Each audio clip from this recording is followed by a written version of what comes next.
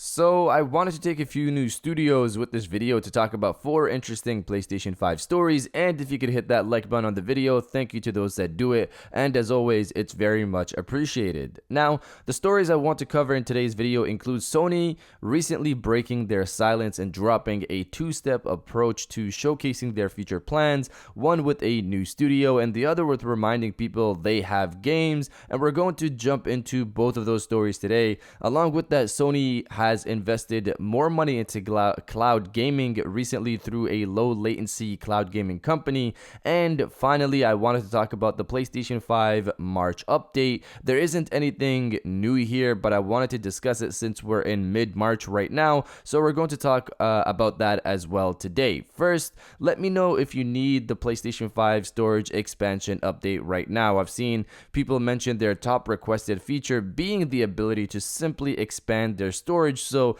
they can have more games ready, but I personally, as you guys know, delete games I'm done with, so this hasn't been the biggest issue for me. However, the console has been out for almost 5 months, so I'm sure many have gotten their time with the PlayStation 5 to see if they need the ability to expand their storage right now or not as the top requested feature. So comment below, do you need the PlayStation 5 expansion feature right now or not? Let me know down in the comments below. Now, diving into the first story of the video, step 1 of Sony's 2-step approach, reminding people of their strategy. So this one is pretty quick. PlayStation recently dropped a trailer showcasing current and upcoming games for the PlayStation 5, and a good chunk of the games that showcased on that trailer are exclusives. This is a conversation that seems to be put to the side for news of the future. Yes, it's exciting to hear about the possibilities of what Bethesda is going to do years from now, but what has Xbox really given their fans in terms of games since launch? As someone who has an Xbox Series X and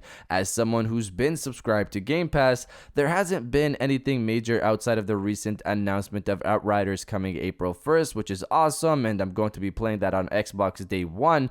And of course, this is just how I personally feel, but getting back to the games, Sony has given fans Demon's Souls, Spider-Man Miles Morales, Sackboy Big Adventure right at launch. Since then, they've added Neo Remastered Collection for the PlayStation 5 and Destruction All-Stars, and in the next few months, we have Returnal, Deathloop, and Ratchet & Clank Rift Apart. These are all exclusive games. This is also not considering the second half of the year, which will bring more big titles like Horizon 2 Forbidden West. You can say what you want about them, but Sony has been bringing the games to their fans compared to the competition. It was interesting to see how many Xbox fans were backing up the Medium when it launched, but shut down Spider-Man Miles Morales. That didn't really make sense to me at all. So that's step 1, reminding you of the games that are here and the games that will be coming soon. We'll get into step 2 later in this video. Now, diving into the second story of the video, cloud gaming. Reading from Bloomberg,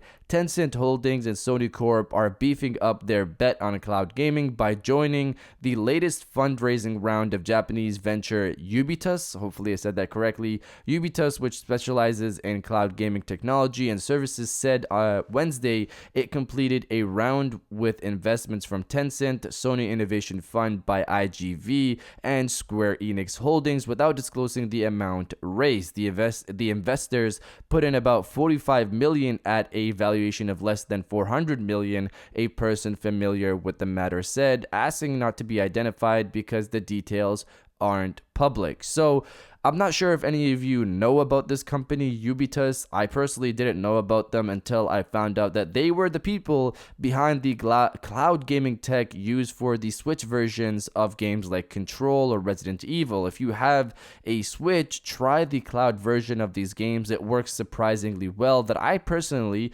forgot the game wasn't even running on the Switch. Now, of course, this depends on your internet speed and proximity to a data center, but I was impressed, and even though this is just an investment, I really hope we start to hear more about Sony's plans to upgrade PlayStation Now, because streaming wise, it's not so great. If they manage to bring it up to par to what I experienced on the Switch with this new tech, I'll be replaying a bunch of PlayStation 3 games on my PlayStation 5 just because of this. But you guys let me know if you want to play PlayStation 3 games again or not. Let me know down in the comments below. Now, diving into the third story of the video, step 2 in Sony reminding people of their strategy going forward. So this one was big and was covered heavily yesterday, and that is Sony funding the first game for a new studio called Haven Studios that was created by the legendary Jade Raymond. For people who don't know, at this point, I'm sure you do, considering how heavily this was covered, Jade has been in the industry for a long time, and apparently her first position was at Sony as a programmer. I personally didn't know that.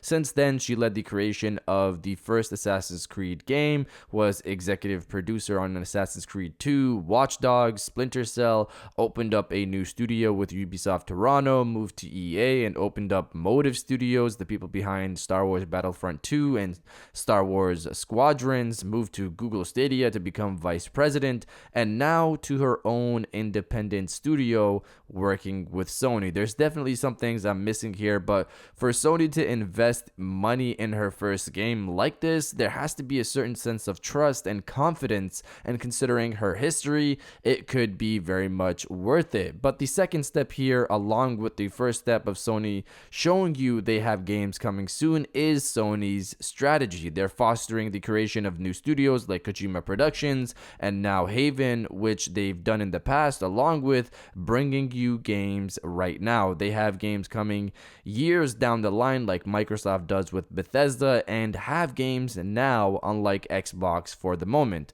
Games are the core here. They're looking at the future and the present, and fostering new studios doesn't necessarily mean they won't acquire any new studios, and for that, we might hear some things later this summer. Now, diving into the last story of the video, the PlayStation 5 March update. So, we've been waiting for some time in regards to a new update for the PlayStation 5. The last update the console received was back in February, and it wasn't anything major. There's been rumors of Sony dropping a new update for the PlayStation 5 that'll bring with it a lot of fan-desired features like VRR, 1440p support, and SSD expansion. But in terms of when, the only credible pieces of information we currently have right now is for this summer and this month, March. So the summer update information comes from Bloomberg, where they mentioned that an update would be coming this summer for the PlayStation 5 that will finally bring with it the ability to expand your storage. That was the only feature mentioned for this summer, which makes it sound like the next big update is this summer, considering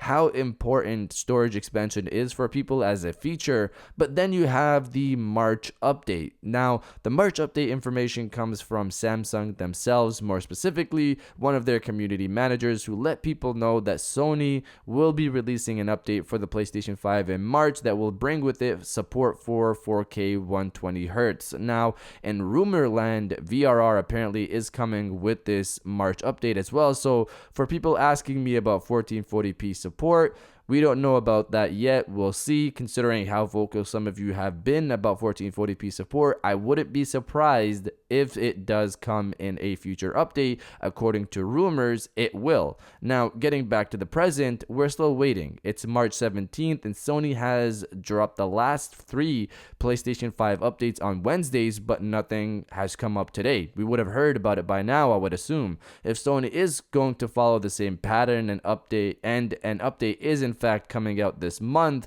given what Samsung has said, we could get something on the 24th or 31st of this month, which is the next 2 Wednesdays. If we don't get anything this month, then we might be waiting until the summer for the next big update to go alongside the SSD expansion update. But you guys let me know if you think we'll get an update this month or not. Let me know down in the comments below. And if you guys did enjoy this video, please hit that like button, as it always helps, and subscribe if you're new. I got new videos every Monday, Wednesday, and Friday. And now I'll check you guys out on the next one. And welcome back to the after show. This is the part of the video where we have a little fun down in the comments below. If you're old, welcome back. If you're new, welcome. For today's thing, what I want you guys to do is to body, obliterate, destroy, and overall harass the comment section with bring on the games, because Sony clearly has games coming out soon, later this year, and they're building up for the future. So if you're excited for all of that, destroy the comment section with bring on the games, and I'll definitely heart those comments like I always do, because I appreciate everybody who stays to the end of my videos. And now I'll check you guys out on the next one.